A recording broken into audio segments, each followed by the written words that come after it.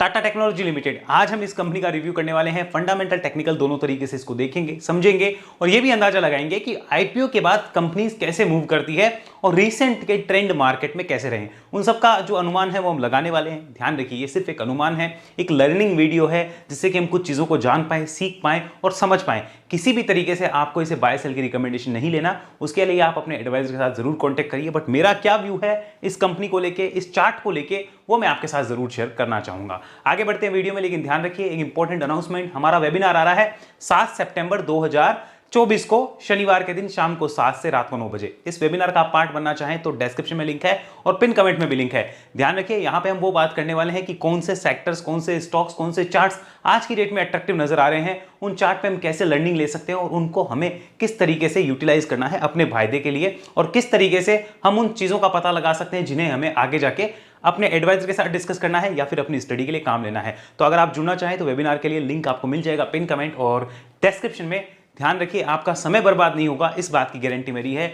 ये जो 2 घंटे होंगे वो आपके बड़े काम के होंगे। अगर आप उस 2 घंटे में कनेक्ट नहीं है तो आप रिकॉर्डिंग देख सकते हैं जो आपको वापस मिल जाएगी। इस वेबिनार के खत्म होने के 24 घंटे के अंदर आपके पास रिकॉर्डिंग आएगी। आप उस रिकॉर्डिंग को देख के भी सारी चीजों को समझ सकते हैं। बट अगर आपने ज्वाइन नहीं किया, डेफिनेटली ज्वाइन करिए। आगे बढ़ते हैं वीडियो में। सबसे पहले टाटा टेक का आपको चार्ट दिख रहा है। कंपनी ने अपने लिस्टिंग के बाद में एक करेक्शन दिखाया है जो कि लगभग 31% का अभी तक करेक्शन हो चुका है। अब 31% के करेक्शन के बाद यहां पे कुछ थोड़ा सा बाउंस स्टॉक में देखने को मिला है। इस वजह से सबके मन में एक चीज आ रही है, क्या यहां से शेयर जो ऊपर जाएगा, क्या वापस यहां से 1400 रुपए जाने की तैयारी शुरू हो गई? तो इन सब चीजों को समझने की कोशिश करते हैं। लेकिन सबसे पहले देखते हैं कंपनी के फंडामेंटल्स। टाटा टेक के फंडामेंटल में सबसे पहले हम देखते हैं कंपनी का मार्केट कैप और साइज क्या है। तो 42,000 43,000 करोड़ की मार्केट कैप है कंपनी की, यानी कि बहुत अच्छी साइज है कंपनी की आज की डेट में। स्टॉक का पी 66 है। आरओसी और आरओई देखते हुए पी थोड़ा सा ओवर वैल्यूड लगता है। ये भी 40-30 के आसपास होता है तो ज्यादा कंफर्ट मिलता है, तो 66 का पी लगता है। 20 से 25 के बीच का एवरेज आता है, वहां पे 66 थोड़ा सा ज्यादा लगता है। आगे बात करते हैं, कंपनी डिविडेंड अच्छा देती है। देखिए कंपनी ने अच्छा डिविडेंड दिया है। प्रमोटर्स की होल्डिंग अच्छी है, बढ़िया कही जाएगी। यहां पर अगर आप देखेंगे ईपीएस तो देखिए 16 रुपीज के आसपास का ईपीएस है, इसी वजह से इसका पी जो 66 के आसपास भी आ रहा है। डेट कंपनी के ऊपर नहीं है, अच्छी बात है। अनप्लेज होल्डिंग है, दैट इज गुड। प्रॉफिट की ग्रोथ कम रही है, उतनी नहीं रही जितनी होनी चाहिए, एक कम रही है और पूरे आईटी सेक्टर में पहले से ही कम चल रही है 2 साल से। Market cap to sales 8 times है और मैंने आपको बताया भी है कि आईटी के अंदर बहुत ऊपर मार्केट कैप टू सेल्स के वैल्यूएशन मिलते हैं। पीज रेशियो 4 टाइम है जो कि अंडर वैल्यूड तो नहीं करे, ओवर वैल्यूड है या नहीं है नहीं पता, अंडर वैल्यूड तो नहीं है। फ्री कैश फ्लो जो है वो 1700 करोड़ के आसपास का है, तो ये अच्छा साइन देता है। इंडस्ट्री की अगर पी से कंपेयर करें तो वो 40 के आसपास है। बेटर होता अगर ये पी भी 50 के आसपास होती तो कंफर्ट अच्छा आता, बढ़िया कंफर्ट मिलता, ये भी ध्यान रखिए। ये हो सकता है, कब हो सकता है?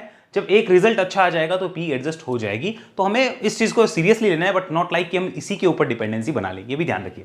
आगे चलते हैं, यहां पर कंपनी के रिजल्ट्स को समझ के देखिए। रिजल्ट्स में आप एक चीज नोट करिए, जून 2024 और यहां पे चलिए 2022। क्या सेल्स में कोई ग्रोथ दिख रही है आपको? मुझे नहीं दिख रही। 1% के आसपास की ग्रोथ है। मार्जिन्स देखिए 20% से 18% हुए, तो पनिशमेंट आपको मिलेगी, वो मिली है पनिशमेंट। प्रॉफिट 192 करोड़, 4.72 का ईपीएस, सीधा 162 करोड़ और 3.99 हो गया, तो पनिशमेंट मिलेगी, 100% मिलेगी और वो मिलती हुई नजर भी आ रही है। अगर इसी को आप ऐसे देखेंगे, यहां पर देखिए प्रॉफिट 148 करोड़, मार्च 2023 में अच्छे प्रॉफिट थे 217 करोड़। उसके बाद में कभी भी अच्छे प्रॉफिट कंपनी ने पोस्ट नहीं किया, यानी प्रॉफिट ग्रोथ मोड में नहीं आए हैं कि कुछ ग्रोथ दिखे, वो नजर नहीं आई है। दैट इज द रीजन यहां पे बड़ा पैसा नहीं आता, और जब तक वो पैसा नहीं आएगा तब तक मार्केट में आपको रिटर्न भी नहीं मिलेंगे। और वो पैसा कब आएगा? वो ग्रोथ को फॉलो करता है। सिंपल लैंग्वेज में आप समझिए, पहले बड़े पैसे को दिखती है ग्रोथ, ग्रोथ दिखती है तो क्या होता है? बिग मनी फ्लो होता है। बिग मनी फ्लो होके कहां आएगा? बिग मनी फ्लो होके हमें चार्ट पे दिखेगा, और फिर जो है वो कंपनी का आने वाले समय में जब रिजल्ट आता है उससे पहले प्राइस जो है वो अच्छा खासा इंक्रीज हो जाता है, प्राइस इंक्रीज हो जाता है और रिजल्ट उसके बाद आते हैं। This is the process. अब ये बहुत लोगों को समझ में नहीं आएगा, क्यों? क्योंकि नए नए आए हैं, बुलबुले हैं बेचारे, उछल उछल के कहते हैं अच्छे थोड़ी हो जाएगा। अरे भाई साहब, मार्केट को देखो, सीखो, समझो। किसी के लिए कुछ बोलने से पहले चीजों को समझो तो सही कि कैसे काम करता है मार्केट, नॉलेज तो समझो। हाँ, ये बुलबुलों की तरह उछलना है, उछल कूद करनी है तो अलग बात है। सबसे पहले ग्रोथ दिखती है किनको? बिग प्लेयर्स को। वो बिग मनी लाते हैं। वो कहाँ दिखता है हमें? वो हमें चार्ट पे इंडिकेशन मिलता है। ऐसा थोड़ी है कि उसने जहां लगाया वहां मिलेगा, नहीं, वो एक फॉर्मेशन बननी शुरू होती है, हमें इंडिकेशन आने शुरू होते हैं। प्रोबेबिलिटी है, ध्यान रखिएगा। और जिसको तकलीफ है प्रोबेबिलिटी वर्ड से, वो क्या कर सकते हैं भाई? चार्ट से फिर वो क्या होता है? प्राइस में आता है, यानी चार्ट पे दिखने के बाद एक तेजी बननी शुरू हो जाती है, और तेजी बनने के बाद एक्चुअल में इसके रिजल्ट आते हैं ज्यादातर केस में यही होता है। कई बार ऐसा भी होता है कि किसी को पहले पता नहीं था कि कंपनी के सरप्राइजिंग रिजल्ट आएंगे, तो बहुत अच्छे अचानक से गैप अप और गैप डाउन देखने को मिल जाते हैं जब कोई सरप्राइजिंग रिजल्ट हो आइदर साइड, कोई भी साइड में। तो ये प्रोसेस रहता है किसी भी कंपनी के ग्रोथ में या फिर पैसा आने में या फिर बुल रन बनने में, इसी टाइप के प्रोसेस होते हैं। आगे बात करते हैं यहां पर ईयरली P&L। तो ईयरली P&L को देखिए, यहां पे कुछ खास आपको अगर ग्रोथ दिखे तो आप मुझे बताना, मुझे कुछ खास ग्रोथ नजर नहीं आ रही। अगर आप ध्यान से देखेंगे मार्च 2024 और यहाँ पर ये आपने सेल देख लिया, कंपनी का सेल्स कैसा है। अब उसके बाद में मार्जिन देखिए 19, 18, 18। अब यहाँ पर आइए 624, 679, 650 ट्रेलिंग 12 मंथ का चल रहा है। So there is no such growth जो कि एक बड़े इनफ्लो को अट्रैक्ट करे। समझ में आ रहा है? इनफ्लो कब अट्रैक्ट होगा? जब उसे ग्रोथ दिखेगी, और उसको पहले दिख जाएगी, रिजल्ट में शायद बाद में आए। कई बार ऐसा भी होता है कि रिजल्ट में पहले आ जाती है कि यार ग्रोथ तो आई है बट चल नहीं रहा, तो उसके पीछे अलग अलग रीजंस होते हैं जो हम चार्ट पे समझते हैं। तो इस टाइप से ग्रोथ चाहिए। जैसे ये ग्रोथ थी, this is the growth, this is the growth. अब ये मिसिंग है तो market will definitely treat you with the same valuation और सेम मेथड। आगे चलिए, यहां पर नेक्स्ट बात करते हैं, आपने ग्रोथ मेंटेन करी या नहीं करी कैसे पता चलेगा? तो 5 साल का सेल देखिए और यहाँ पे प्रॉफिट ग्रोथ देखिए, अच्छा मेंटेन किया, वेरी गुड। यानी आप लॉन्ग टर्म में निवेशकों को पैसे बना के दोगे। स्टॉक प्राइस CAGR होगा नहीं, रिसेंट लिस्टेड है। रिटर्न ऑन इक्विटी 20% का एवरेज है, तो very good, double thumbs up, कोई दिक्कत नहीं है। मतलब वैल्यूएशन वाइज अगर हम ये जानना चाहें कि फंडामेंटली मैनेजमेंट कैसा है, सॉलिड है कि नहीं है, फंडामेंटली कंपनी 5 साल में रिटर्न देगी कि नहीं देगी, तो अच्छा लगता है, बढ़िया लगता है। ये अभी तक की उम्मीद नजर न आती है। प्रमोटर होल्डिंग देखिए 55 के आसपास है, और FIIs की भी आपको दिख जाएगी यहाँ पे होल्डिंग। FIIs की होल्डिंग देख लीजिए, DIIs की देखिए और पब्लिक की देखिए। अब एक इंटरेस्टिंग चीज देखना है यहाँ पे, पब्लिक ने 12 लाख से ज्यादा शेयर होल्डर्स पब्लिक में इसमें आ रखे हैं। क्या टाटा ग्रुप की और कंपनियां नहीं है जहां पे पैसा लगाया जा सकता है? इसी में क्यों है? क्योंकि ये प्राइस वाइज अगर देखो तो 1000 रुपए के नीचे का शेयर मिलता है, तो वहां पे ज्यादा आते हैं लोग। वही अगर टाटा एलेक्सी है तो इतना बड़ा इनफ्लो नहीं आएगा रिटेलर्स की तरफ से, क्योंकि वो प्राइस को देख के जस्टिफाई करते हैं कि कितने शेयर मिलेंगे, उस हिसाब से जस्टिफाई करते हैं। आई होप आपको समझ आ रहा है मैं क्या कहना चाहता हूं।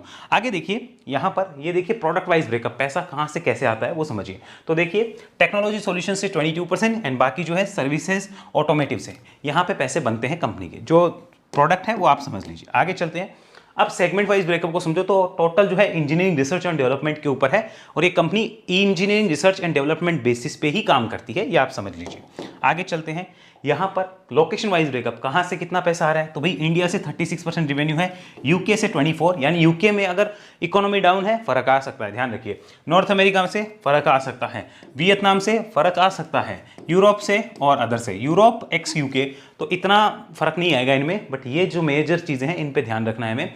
इनके कंट्रीज में कुछ भी अनस्टेबल होता है तो इस कंपनी के रेवेन्यू पे फर्क आ सकता है, ये भी चीज हमें सोचनी होती है। आगे बात करते हैं, अब customer segment, automotive customer segment 85% और जो नॉन ऑटोमोटिव 15% के आसपास है। अब इसमें आगे एक और इंटरेस्टिंग चीज, इसका भाई साहब मेन कस्टमर कौन है? मेन कस्टमर कौन है जो इसका काम ले रहा है? वो ले रहे हैं टाटा मोटर्स एंड JLR, यानी ग्रुप की डिपेंडेंसी, सॉरी कंपनी की डिपेंडेंसी अपनी ग्रुप कंपनी के ऊपर है, टाटा मोटर JLR। यानी टाटा मोटर JLR की बिक्री कम होती है, वहां पर मजेदार काम नहीं चलता, उनका बिजनेस ठप होता है, तो टाटा टेक्नोलॉजी का ऑटोमेटिक ठप। तो आपको एक क्या पता चला कि मैं टाटा मोटर को क्यों ना ट्रैक कर लूं, अगर वो चलेगा यानी उसका बिजनेस चलेगा तो टाटा टेक का भी चल सकता है। समझ आया? क्लियर हुआ? बोलो हाँ, चलो बहुत बढ़िया बात। आगे देखो, और अदर से 62, तो इतना आपको आइडिया लग जाना चाहिए। आगे चलते हैं, अब देखिए एक पीयर कंपैरिजन इसका और है, इस पीयर कंपैरिजन को आप समझिए, किस कंपनी की वैल्यूएशन और पी कैसे मिल रही है वो अगर आप देखना चाहें आप देख सकते हैं। टाटा टेक्नोलॉजी ये रही 63 की पी पे है, टाटा एलेक्सी जो है वो 62 की पी पे। अब इसका मार्केट कैप आपके सामने है, मैं कुछ नहीं बोलूंगा, आपको देखना है। 76 की पी पे KPIT है, उसका मार्केट कैप है। एम्फेसिस ये आप देखिए, कोफोर्स देखिए, और LTTS देखिए, साइंट देखिए, और बिरला सॉफ्ट देखिए। बिरला सॉफ्ट इनमें सबसे अच्छी पी पे है, मार्केट कैप भी उसकी कम है। अब ये देखिए कि क्या ये पी जस्टिफाइड है ROC ROE को देखते हुए। तो यहाँ पे ROC ROE आप खुद कंपेयर करिए, मैं कुछ नहीं बोलना चाहता, मैं तो चार्ट के ऊपर बात करूंगा। आप कंपेयर करिए कि क्या जस्टिफिकेशन सही है, क्या गलत है। और खाली ये नहीं देखा जाता कि इसकी पी ROC देख ली, ध्यान रखिए टाटा टेक के आगे नाम ये लगा हुआ है टाटा, इसका वैल्यूएशन अलग मिलती है, गुडविल अलग होती है, गुडविल की वैल्यूएशन अलग निकलती है। तो ये सारी चीज़ जो होती है वो अलग अलग तरीके से मैटर करती है, लेकिन लर्निंग के लिए आप जरूर नोट करना चाहें तो कर सकते हैं। आगे बात करते हैं चार्ट के ऊपर, चार्ट पे कंप्लीट पिक्चर समझते हैं। लेट्स डू चार्ट पे चर्चा।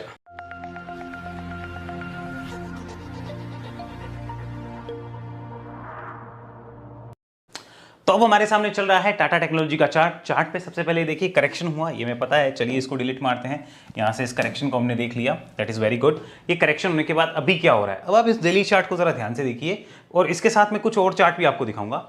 इस डेली चार्ट को आप ध्यान से देखिए, किसी भी स्टॉक में गिरावट के बाद में हमेशा एक बेस फॉर्मेशन का वेट करना चाहिए and it is now forming a base here. यहाँ पे एक बेस बन रहा है। हम ये सोचते हैं कि कोई भी स्टॉक ऐसे गिर के ऐसे चला जाएगा, नहीं, बहुत कम चांस होते हैं कि बड़ी गिरावट के बाद ऐसा चला जाए। देखो छोटी 10-12% की गिरावट होती है तो ऐसा करके वी शेप जा सकता है। बड़ी गिरावट में बेस बनता है ज्यादातर केसेस में, नॉट लाइक कि ऑलवेज बनेगा।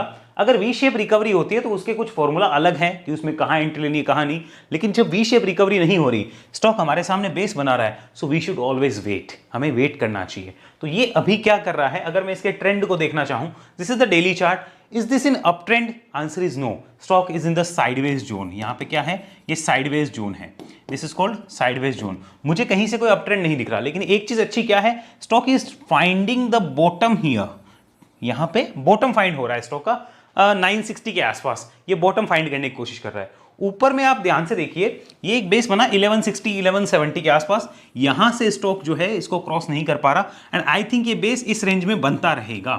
इस रेंज में बेस जो है वो बनता रहेगा, इसकी चांसेस ज्यादा है। अब मैं आपको कुछ चार्ट दिखाता हूं ताकि आपको समझ आए मैं क्या बोलना चाहता हूं। सबसे पहले चलिए ये चार्ट मैंने आपके सामने लगाया, दिस इज जोमेटो चार्ट। देखिए गिरावट हुई, गिरावट के बाद क्या होता है, मार्केट उस कंपनी का बेस बनाता है। उसका बेस बनने के बाद जब ब्रेकआउट होता है, that is the best time to buy that company and then keep riding the stock as per your setup. वो आपके सेटअप के ऊपर है, लेकिन तब हमें इंडिकेशंस आते हैं कि यस बॉटम लग चुका है, उसके बाद हम यहां पे पैसा लगा सकते हैं, या फिर हम ये भी कर सकते हैं कि जब तक वो कंसोलिडेशन जोन में अक्यूमुलेट करो। बट अक्यूमुलेट वाले ये मेक श्योर करना कि बॉटम लगा कि नहीं लगा पता नहीं, वो ब्रेकआउट के बाद कंफर्म होता है that bottom is done now. तो इस तरीके से आप देख सकते हो। दूसरा एग्जांपल देखते हैं, the company name is Glenmark life science. Now look at this, IPO listing, गिरावट, base building and base building के बाद शानदार अपसाइड। तो इसमें आपका सेटअप कब एक्टिवेट होता है, बेस बिल्डिंग के ब्रेकआउट के बाद एक्टिवेट होता है। देखो मेरा काम है समझाना, मानना है अच्छी बात है, कई लोग नहीं मानते, मत मानो भी। मैं किसके कोई वो कहते हैं ना कि यार हम लोग किसी को जाके तो समझा नहीं सकते, किसी के अब मैं अंदर घुस के तो उसको समझा नहीं सकता भाई ये मेथड काम करता है। आपको लगता है करता है तो वेरी गुड, नहीं लगता कोई बात नहीं, मत करिए इसको फॉलो, आपकी इच्छा, आपको जो ठीक लगे वो करिए। तो ग्लेनमार्क साइड। अब इसके बाद दूसरा देखो, आप एक और दिखाता हूं। अब देखो ऐसे ही कैम्स लिमिटेड, कैम्स में भी ऐसा ही हुआ, गिरावट आई, बेस बिल्डिंग, ब्रेकआउट, चलते जाओ। So this is another example, camps में भी आपने ऐसा देख लिया। मेरा काम है आपको दिखाना कि आपको दिखे कि सच्चाई क्या है। देखिए दोस्तों, मैं आपको लर्निंग देता हूं, इससे मेरा फायदा है क्योंकि मेरी खुद की लर्निंग होती है। बाकी मेरा कोई स्वार्थ नहीं है कि मैं किसी को आके सारी चीजें फोकट में बताऊं, कोई हमें इतना कोई स्वार्थ नहीं है हमारा कि हम किसी को फोकट में बताएं। ना मेरे में कोई इतनी जनसेवा की भावना है, जनसेवा के लिए मेरे पास गौ माता है, मैं गौ माता की सेवा कर लेता हूं, अपने को कोई जनसेवा का वो नहीं है, पीड़ा नहीं लिया है। अगला एग्जांपल आपको और देखता हूं, यहां पे देखिए इस एग्जांपल में company name is first source solutions limited. याद करिए हमारा इन्वेस्टमेंट पिक था 111, 110, 115 के बाद देखिए breakout and then shoot up. तो इस टाइप से बॉटम बनते हैं और उनके बाद में कंफर्मेशन होता है। अब अगर आप इसी को एक एग्जांपल में और देखना चाहें रीसेंट आईपीओ के ब्रेकआउट में, तो उसमें मैं आपको दिखाना चाहूंगा यहां पर सी इन्फो सिस्टम। ये देखिए यहाँ पे सीई इन्फो सिस्टम, मैप माई इंडिया, गिरावट होती है, गिरावट के बाद बेस बिल्डिंग, बेस बिल्डिंग के बाद देखिए किस तरीके से स्टॉक में एक राइज आता है। तो आपके लिए बेटर क्या है आप खुद डिसाइड करिए, मैं आपको बता देता हूं मेरे लिए बेटर क्या है। ध्यान से समझिए, मान लीजिए इस कंपनी में मेरे पास कोई होल्डिंग नहीं है, what will I do, I will wait for the setup, कि सेटअप बने, बेस बने। अगर मैं बॉटम के बाद लेना चाहता हूं, चलिए हम क्लियर करते हैं। यहाँ पे हम मानते हैं कोई फ्रेश पैसा लगाना चाहता है, फ्रेश पैसा लगाना चाहता है, इन्वेस्ट वाला, वो क्या करना चाहता है, इन्वेस्ट वाला। तो वो आज की डेट में क्या करेगा, सबसे पहले क्या करेगा, सबसे पहले वो फंडा देखेगा। क्या देखेगा, फंडा क्या है। तो फंडा तो अच्छा है, खराब नहीं कह सकते, बढ़िया है, बढ़िया फंडामेंटल है, ग्रुप ही अच्छा है तो क्या खराब कहें इसको। वो फिर टेक्निकल देखेगा, टेक्निकल देख के वो क्या सोचेगा कि टेक्निकल तो साइडवेज है, क्या है, टेक्निकल तो साइडवेज है, तो क्या वो पैसा लगाएगा। वो अब दो टाइप के लोग आएंगे यहाँ पे, पहले वो आएंगे जो कि बॉटम से पहले आते हैं, मतलब बॉटम इंडिकेशन का वेट करेंगे, बॉटम इंडिकेशन वेट।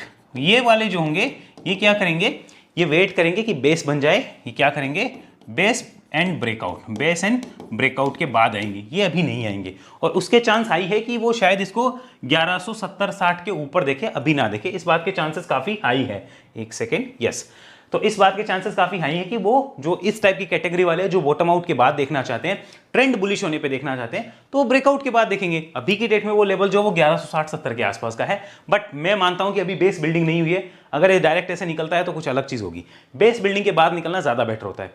अब यहां पर बात करते हैं सेकंड कैटेगरी, जो कहती है कि नहीं कंपनी का फंडामेंटल अच्छा है और हम तो इसे नीचे लेना चाहते हैं। तो उनके लिए क्या सॉल्यूशन होता है कि वो एक्यूमुलेट करते हैं। क्या करते हैं? एक्यूमुलेट करते हैं, सिंपल सी बात है। लेकिन दोनों ही केस में हमें एक चीज पता चली कि जब तक बॉटम नहीं बनता वन टाइम बाय नहीं करते। क्या नहीं करते? वन टाइम बाय अवॉइड करते हैं। क्या अवॉइड करते हैं? वन टाइम बाय अवॉइड करते हैं। क्यों? क्योंकि बॉटम आउट के इंडिकेशंस नहीं है, बेस बन रहा है। तो समझदार निवेशक जो कि फंडामेंटल बेसिस पे काम कर रहा है वो भी एक्यूमुलेट करता है।